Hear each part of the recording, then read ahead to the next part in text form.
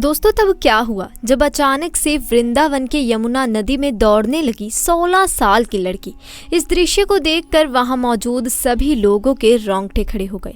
दोस्तों इस अद्भुत चमत्कार को देखकर आपके भी पैरों तले जमीन खिसक जाएगी। आखिर क्या है इस घटना के पीछे का रहस्य? आखिर कैसे ये लड़की यमुना नदी में दौड़ने लगी? इस घटना के पीछे का रहस्य जानकर आपके होश उड़ जाएंगे। तो इस वीडियो को बिल्कुल अंत तक जरूर देखें। वीडियो शुरू करने से पहले अगर आप भगवान श्री कृष्ण के सच्चे भक्त हैं तो कमेंट बॉक्स में जय श्री बांके बिहारी जरूर लिखेगा। दोस्तों भारत की सार्वजनिक पवित्र और प्राचीन नदियों में यमुना की गणना गंगा नदी के साथ की जाती है।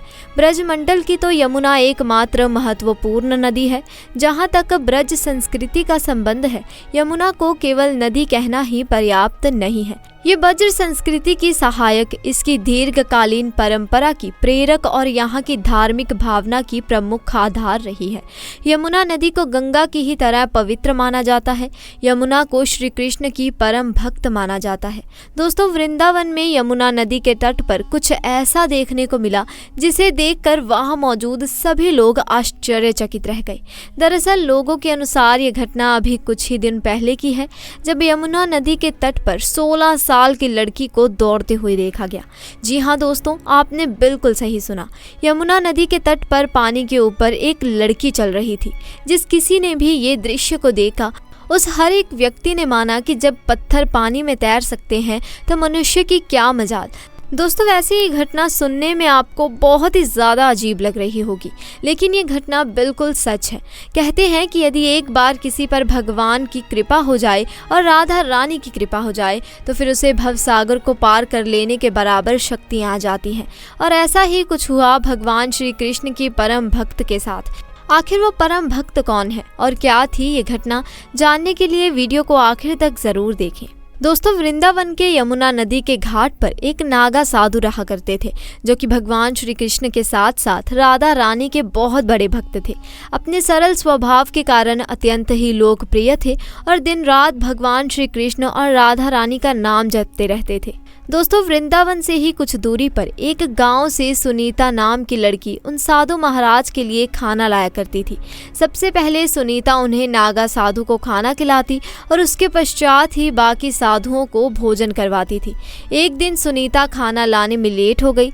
तब साधु ने सुनीता से देर से आने का कारण पूछा तो सुनीता बोली, आज नदी पर मुझे नाव मिलने में देर हो गई। तब बाबा बोले, बेटी भगवान के नाम पर तो भव सागर पार हो जाते हैं, तुम एक नदी पार नहीं कर सकती। बाबा की इस बात का लड़की पर बहुत ही गहरा असर पड़ा। अगली सुबह सुनीता बाबा के द्वार पर खाना लेकर तुरंत पहुंच गई। बाबा ने पूछा, आज तो इतनी जल्दी कैसे आ गई? सुनीता बोली, बाबा आप ही ने तो मुझे सुझाव दिया था। आप ही के दिए हुए सुझाव को ध्यान में रखकर आज मैं भगवान श्री कृष्ण का नाम लेकर नदी को पार कर रही हूँ। अब मुझे नाव का सहारा लेने की पूरी जीवन भर कोई ज़रूरत नहीं है। दोस्तों उस नागा साधु ने सुनीता को भगवान नाम का ज्ञान तो दे दिया था, लेकिन उन्हें स्वयं भी इतने बड़े प्रभाव का ज्ञान नहीं था। उन्हें लगा कि सुनीता उनके साथ मजाक कर रही है। लेकिन जब बाबा प्रमाण लेने के लिए सुनीता को लेकर यमुना नदी के किनारे पहुंचे तो ये देखकर आश्चर्यचकित रह गए कि उनकी आंखें फटी की फटी रह गई। सुनीता भगवान श्री कृष्ण और राधा रानी का नाम का सहारा लेते हुए सहजता से नदी को पार करने लगी। तब बाबा ने सुनीता को प्रणाम करते हुए कहा कि हे देवी, आज से तू ही मेरी गुरु है। मैंने तो जीवन भर भगवान का नाम लेने का उपदेश ही दिया था, परंतु तूने भगवान को अपना करके दिखा दिया। तूने निस्वार्थ हृदय से सच्चे मन से भगवान को पुकारते हुए तूने जो आज कर दिखाया है, हजारों लाखों सालों तक इस बात की चर्चा होगी। तो दोस्तों आज के लिए बस इतना ही। आपको हमारी आज की ये घटना पसंद आई हो तो वीडियो को लाइक करें, शेयर करें और चैनल को सब्सक्राइब करें। धन्यवाद।